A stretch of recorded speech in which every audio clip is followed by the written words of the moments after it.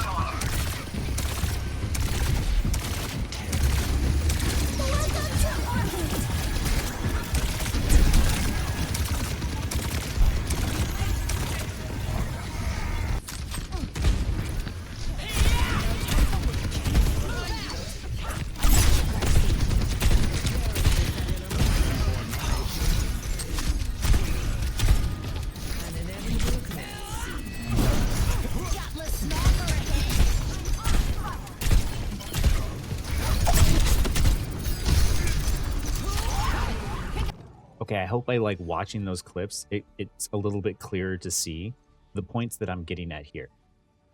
Ultimates used to be a trade, an ult for an ult. Now, basic support abilities counter DPS and tank ultimates. And then support ultimates guarantee free value in which you cannot do anything. Orbital Ray is an excellent example to where it heals just as strong as if you were in Beat or Tranquility, but also provides a damage boost. Literally, when that happens, I have learned you cannot do anything. You would just have to walk away and let it take space until it runs out. Like, you can't say the same thing about ultimates from other roles. It's only in the support role that that's allowed to happen.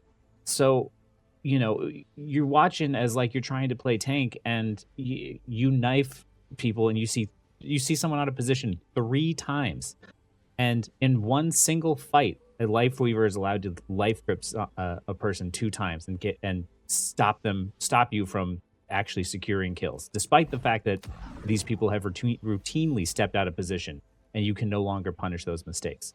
You as the tank who has to put in a lot of work and you're not going to kill anyone ultra quick and you have to land your abilities, you are incredibly frustrated by the fact that somebody is just sitting in back in the safest position possible, auto-aiming heals, and then the moment you even bother to get kind of close, presses E and pulls them to safety. This is what's pissing players off. This is what makes it not fun. This is what keeps it from being a serious competitive shooter. Anyway, well, enough of that. Let's get into today's topic of discussion, differentiating between something that's annoying that doesn't necessarily mean it's OP. Okay, people seem to misunderstand a lot of videos when I'm talking about like balance and design and whatnot, and making up scenarios in their head that specifically benefit their argument, right? Like, one of the ones is people saying when I'm complaining about Roadhog. I'm not complaining about Roadhog as in he's OP. I'm complaining about Roadhog as in he's not fun to play against. Something can be not fun to play against, but also be weak in terms of how it fits into the game and into the meta. Like, just because Roadhog is weak as an Overwatch 2 tank doesn't mean that this experience is any less frustrating, right? Because there's only so much you can do on the opposite end against a mega buff tank that has basically no weaknesses other than just a lot of people shooting at him at once. You can't outplay him by dodging his hook and interrupting his vape anymore. All you can do is just shoot him a bunch. That's the reason why Roadhog can be both a bad character in terms of an Overwatch tank that is difficult even at times to play, but can still be a very frustrating character to go against, right? And when I'm talking about things like the Zarya Ryan matchup, where it's just like, oh well, if Ryan just charges into a Zarya, he's just gonna get destroyed. If there's a Bastion or a Zen on the other team, it's like right. If there's a Bastion and Zen on the other team and everybody's playing to counter you, then yes, you will technically get melted. But I'm not talking about those situations. I'm talking about counters Ryan versus Zarya in the terms of that unique pairing. Ryan versus Zarya, just the two of them there alone, Ryan has a natural advantage against her. So if you buff what Ryan already does better and you buff what Zarya already does better, it just means that the counter swapping is worse because of the fact that the more health you give and the more defense, the more you buff their defensive abilities that they already do better, the more you make counter swapping worse because of the fact that that open window of opportunity to capitalize on that mistake is much smaller. And by buffing the health, you made it basically impossible to capitalize on said mistakes. Now, sure, if your team happens to see that there's a Rhine and they just want to full counter swap you, then yes, you could probably play Zarya into it. But if your team doesn't counter swap, which typically they don't, they always expect the tank to change, then you have a benefit if you switch to Orisa and just hard counter and give up your ult, because you'll just naturally do better, right? That's what I mean when I say like, oh, yeah, if you charge into 5 people as Ryan, you're gonna die. But if you charge at a Zarya, you can't punish. She can't punish you even if you make a mistake. Like in that 1v1 scenario, you just kind of get screwed.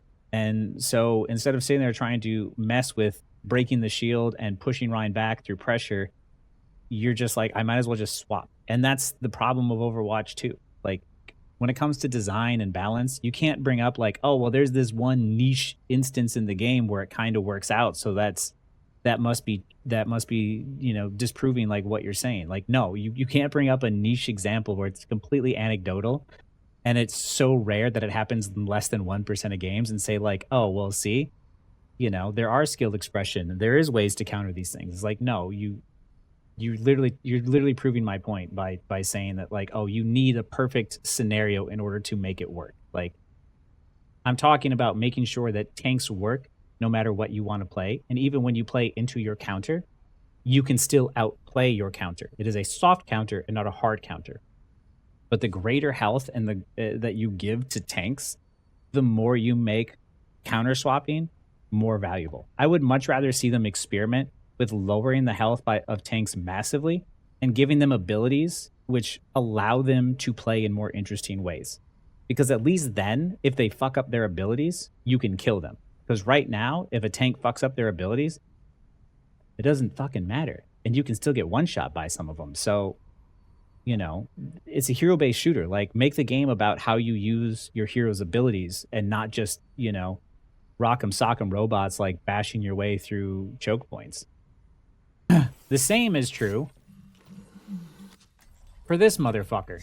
And I'm going to curse because of the fact that it's just so frustrating to see people sit there and defend the arguments because of the fact that doing this while being able to constantly heal, dodge, put a platform up, and just like stay alive all the time, and then like, oh, someone's getting low, I'm going to pull them around a corner just by pressing E and deny a kill, doesn't change the fact that it is frustrating to play against. I am not saying that a Lifeweaver player is not having fun. I am not saying that Lifeweaver himself is OP. What I am saying is that he's incredibly frustrating to play against. He doesn't make the game more fun for anyone else. In fact, Lifeweaver is in the unique experience where he is the only hero, I think, in all of Overwatch that uniquely makes the game miserable for both his teammates and the enemy at the same time. Because most Lifeweaver players pull people not understanding a lot of times when to pull. Because if you're a tank and you have resources to stay in longer and you get pulled early, well, then you kind of messed up that rotation. Same if you're a DPS. Sometimes you don't want to be pulled to a different location, but you don't have a choice, right? And same for like if you're about to get someone low, even after like dishing through all the auto pump healing, as you're about to get low, you land a pulse or you're about to clip him, he just presses E from fucking this far away like that and just denies a kill. That's incredibly frustrating to deal with on the opposite end. This is what I mean by when I say that, hey, something can be a bad design and frustrating to go against and feel bad to play with and against. And it doesn't necessarily mean that it's strong. It just means that it's bad design, right? Like, and the only way to make this hero viable is to pump up his numbers so much that eventually he becomes OP because he's so easy to do the bare minimum. Now it's just a lot of people too are just like, oh, but like, what are those very unique interactions where if you specifically have like a Reinhardt on your team and you aim for this perfectly well timed like shatter where you pull him up and over and he shatters and he gets the whole team? Like, isn't that like, you know, skill expression? No, that's not, because you require a Reinhardt in order to do that, or a Cassie in order to do that. And all the other times, it's totally fucking pointless. Like, there's no, like, it's not like if you go up and you start dueling a Lifeweaver, he's going to start using his lamp, or his E in an interesting way. He's not going to use his E in a sort of skill expression that allows him to do something in a unique way. He just grabs someone, pulls him, and then he requires somebody else to do the expression for him, right? There's nothing he's doing there about that. The only thing that can kind of be unique is the pedal platform. This is the only one that I'm kind of like, okay, like that's an actual just tool. That's good. But like this and this, that's not skill expression. Neither is this fucking thing. Like, just press do thing for me. Right? Like, there is nothing expressive about these characters that are outside of anything other than niche instances. It's not like a Lucio boop, which you can boot people away, you can boot people into your team, you can boot people off of a ledge. Like, it's just a tool in which you can use in creative ways.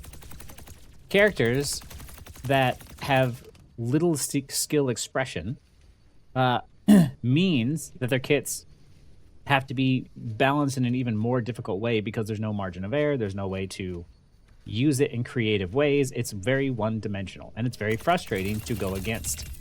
Like, all of these characters that I talk about, if it's frustrating to play against, that doesn't mean it's OP. Orisa can be nerfed and still be frustrating to play against and annoying to play against because it still just is shooting a wall. There are heroes that are just like that. Whereas if you're fighting against a Genji or a Tracer, like they're incredibly strong, but you're like, oh, well, there's things I can do against them, right? Like Widow. Widow is incredibly difficult in order to actually get enough aim training to practice and hit your shots. The people who are really good Widows, kudos to them, right? But at the end of the day, she's incredibly frustrating to play against because of the fact that all she has to do is sit back really far and click fucking heads. And when you get good enough at it, it doesn't feel like there's much you can do about it, especially if the maps don't allow you to deal with that in a unique and interesting way. But there are heroes in the game that when you fight them and you duel them, you're like, okay, there was something when I failed I could have done to have improved my situation. I could have done something to outplay that scenario, right? But when you have heroes like these support characters, right, who are the best duelists in the game, who can climb walls to get away from you, who have an immortality to keep their team alive, and can TP through walls to get away, when you go and duel a Kiriko, even if you get her to use Suzu, and she hasn't killed you yet, even if you manage to shoot her close enough, she's going to TP through a wall and immediately be in a beneficial position in a place that you can't reach her, as any hero, right?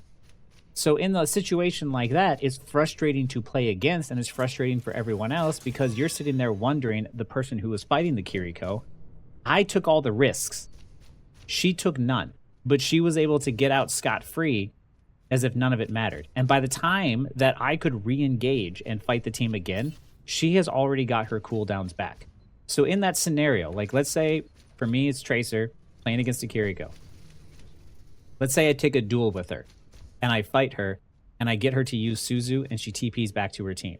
Odds are, I took a shot or two in that, and I need to wait or grab a health pack before I can engage back in, and probably odds are my cooldowns are down as well. So I need to wait for them to get back up. And by that time, she has already got her cooldowns back. And during that time, she has already TP'd back to her team into the fight again and is already bringing value by healing and doing damage from a safe position. She loses nothing in that risk. Like, not in comparison to the trade-off that I get by taking that duel, which is the reason why me as Tracer, I do not take duels with Kirikos. I just ignore her. If I fight someone and a Kiriko shows up and turns into a 2v1, I turn around and I leave. Because it's not beneficial to me because I take all the risk. And if I die, I can extremely set my team back.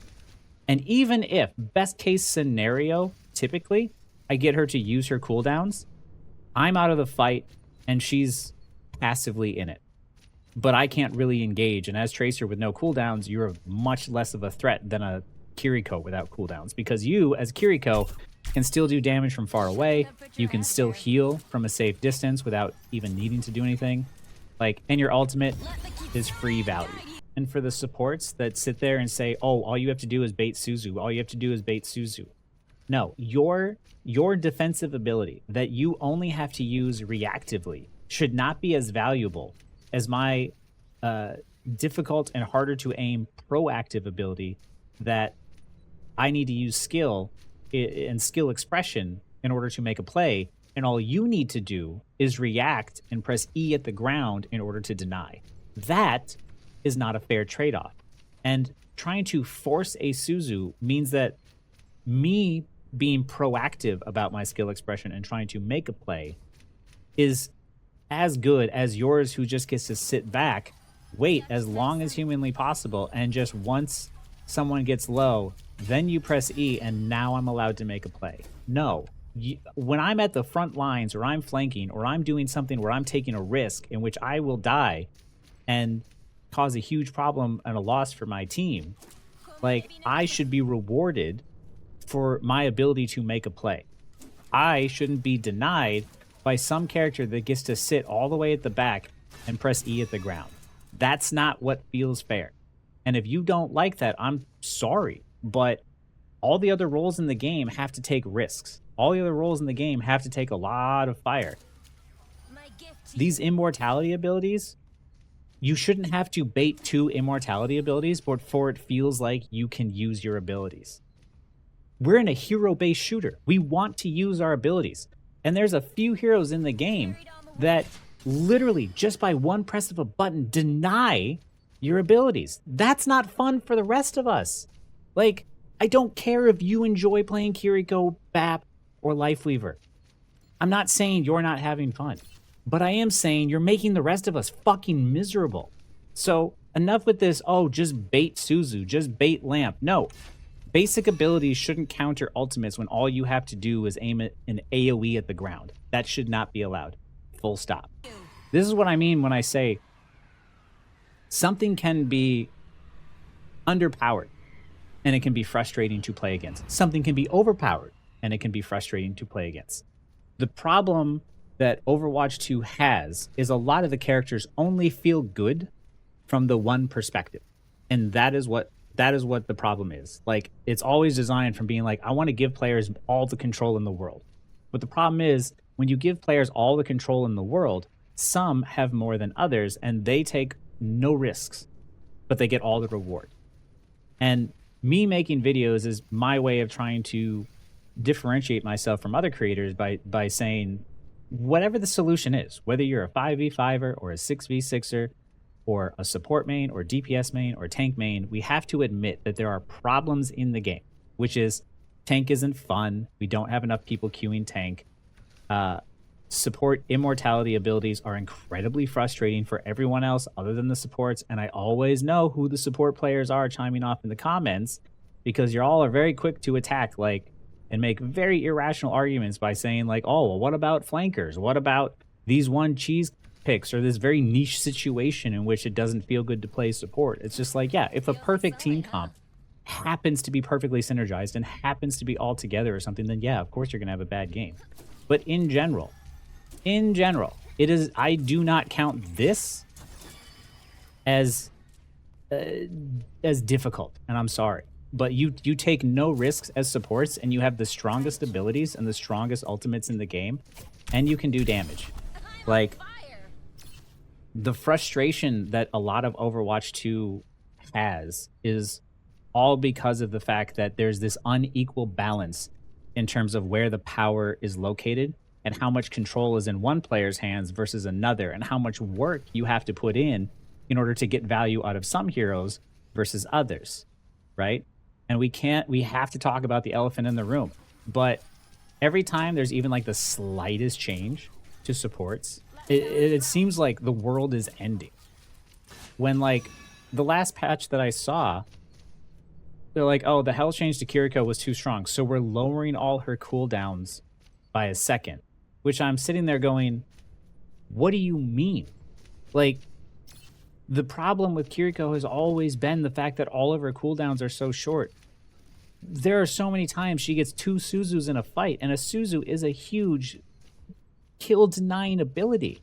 To get 2 in a fight that can counter an ultimate is insane. Like, I don't understand why we're even having this conversation. Like, and all I'm trying to get at is that heroes in the game and balancing the game and making roles fun and controlling queue times is about making sure that the risk and reward for each hero and each role feels fair. It feels like not just, oh, I could use my skills in an interesting way, but also I feel like I could use my skills to get myself out of any situation. Even when I encounter a counter to me, it is a soft counter and not a hard counter. And if I play my abilities right, I should still be able to outplay my counter. Overwatch 2 doesn't have that. And that's what we need to fix.